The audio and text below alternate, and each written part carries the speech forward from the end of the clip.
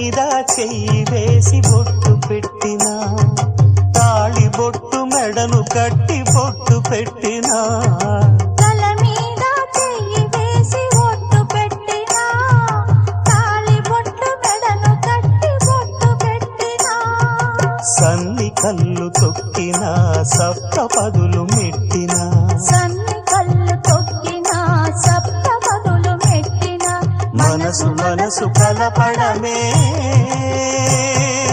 మంత్రం పరమార్థం. శ్రీరస్తు శుభమస్తు, శ్రీరస్తు శుభమస్తు. శ్రీకారం చుట్టుకుంది పెళ్లి పుస్తకం, ఇక ఆకారం దాచుతుంది కొత్త జీవితం.